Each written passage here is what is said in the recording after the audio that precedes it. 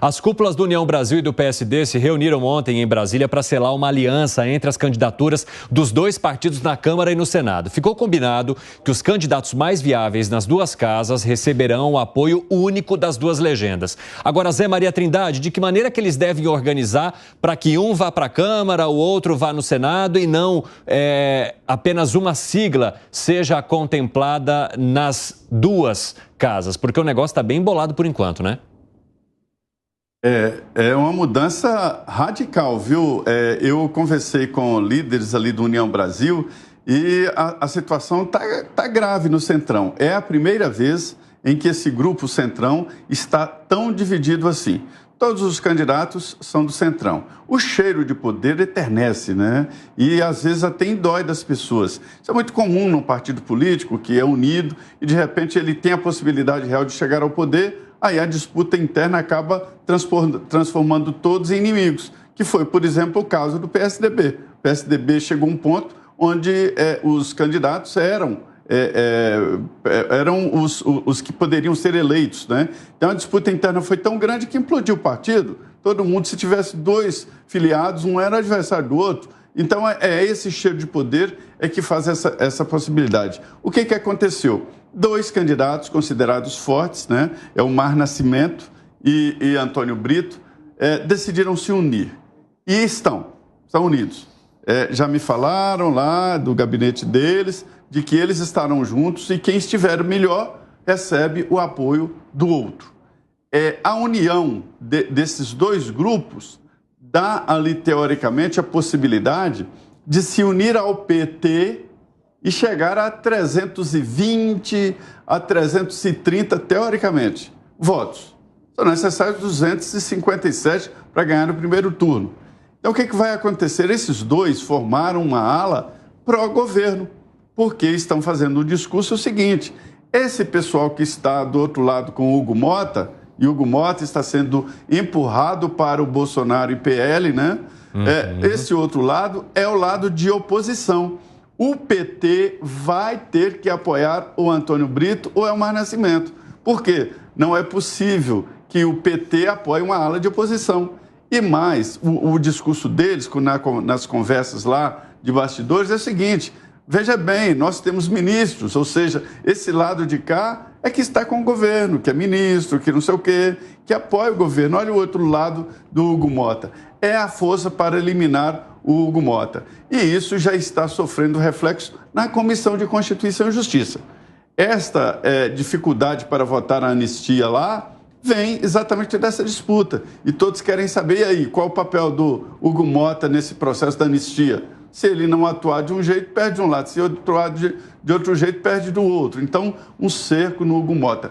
Isso mudou completamente a disputa pela presidência da Câmara dos Deputados, viu? Vou repetir: Antônio Brito e Elmar Nascimento juntos, e neste pacto de união, vai forçar o PT a apoiá-lo. Então, o grupo do PT com esse outro grupo forma a maioria na Câmara dos Deputados. Vou te falar aqui, olha, o mais bobo na Câmara é o primeiro suplente. Muito interessante a tua análise, Zé. Isso traz também um pouco da forma como as costuras estão acontecendo, né? Porque se a gente olhar para a possibilidade de sucessão no Senado, a gente está falando de Davi Alcolumbre, que tem o apoio do atual presidente do Senado e que também é um bom articulador ali com os integrantes de outros partidos. E ele hoje pertence à União Brasil. Então, se a gente for manter a União Brasil e pensar na manutenção da União Brasil na presidência do Senado, o nome de Antônio Brito do PSD, ele ganha um pouco mais de força ali na Câmara. E isso embolaria também os possíveis acordos para que ficasse Elmar Nascimento e Davi Alcolumbre numa dobradinha do União Brasil com o apoio de outros partidos e uma costura, inclusive, com a ala governista. O que você acha, Gani? Já aconteceu isso no passado. À época era Davi Alcolumbre e Rodrigo Maia, se eu não me engano, a dobradinha do União Brasil. Agora, é tão curioso que o Centrão polarizou no Brasil, né? Então a gente vê exatamente esse movimento, né? Inicialmente, União Brasil estava com Arthur Lira, ou melhor, Arthur Lira estava com União Brasil na figura de Elmar Nascimento. Quando ele percebe essa mudança de Lira para Hugo Motta, aí que há o fisiologismo, né? E aí, evidentemente, que PSD e União Brasil, dois grandes partidos deste centrão, se tornam agora uma grande força, trazendo aí o PT para o seu lado. Esse é o lado da polarização. De um lado, PT, PSD, União Brasil. Do outro lado, a gente está falando de PP, republicanos e PL. Eu só quero saber onde é que entra o MDB nessa equação.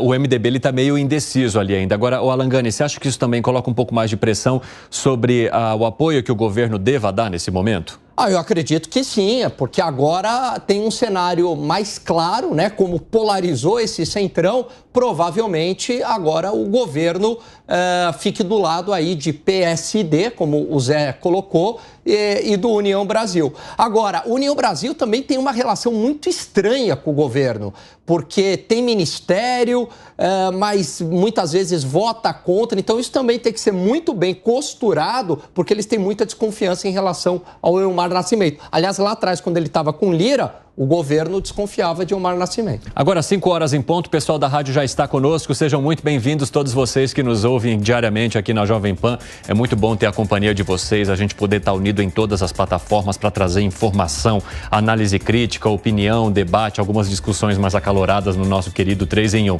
Seguimos e nós estamos discutindo, então, a possibilidade de sucessão da Câmara e as costuras que têm sido feitas agora para os possíveis indicados por Arthur Lira e aqueles que tenham ou não o apoio da base governista. Inclusive, o presidente Lula deve se encontrar amanhã com o líder do União Brasil, o Elmar Nascimento, para falar dessa sucessão. O deputado pediu o encontro com o presidente depois de Arthur Lira não anunciá-lo como seu sucessor. Então, houve ali uma decepção, ele firmou uma aliança com o Antônio Brito, como o Zé acabou de contar para a gente, e tentando fazer esse movimento contra o que se apresenta agora como o favorito de Lira, que é o Hugo Motta, que também teria a chancela do PL e do ex-presidente Jair Bolsonaro. Ô Nelsinho, você acha que essa reunião ela pode trazer de fato o posicionamento que o governo federal assumiria sobre a sucessão da Câmara? E dá para usar a palavra posicionamento porque a gente já viu algumas manifestações, tanto do presidente da República quanto de alguns de seus ministros,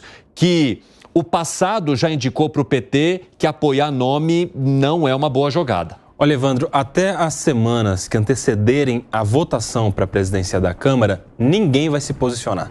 Todo mundo, por enquanto, só faz aceno. Porque seria muito arriscado, nesse momento, o presidente Lula, como presidente da República e interessado no nome que sucederá Arthur Lira, cravasse um posicionamento de apoio a quem quer que seja, inclusive ao Elmar. Tudo que acontece agora é aceno, é negociação, é conversa, é aproximação e as decisões de posicionamento, seja do presidente Lula, seja da oposição ou de quem quer que seja, essas só vão ser cravadas mesmo quando a gente estiver perto, próximo da eleição. A gente viu, por exemplo, esses nomes que a gente está citando agora, se a gente fosse revisitar as nossas discussões à sucessão na presidência da Câmara de algumas semanas atrás, não eram nomes sequer cogitados. Ou seja, o vento muda muito rapidamente na política, principalmente lá em Brasília, e principalmente em um ano de eleições municipais, que a gente não sabe muito bem como vai a composição da Câmara dos Deputados depois das eleições, aqueles que saem para assumir prefeituras onde estão disputando, aqueles que perdem e retornam aos seus cargos, como é que a gente vai ficar com os partidos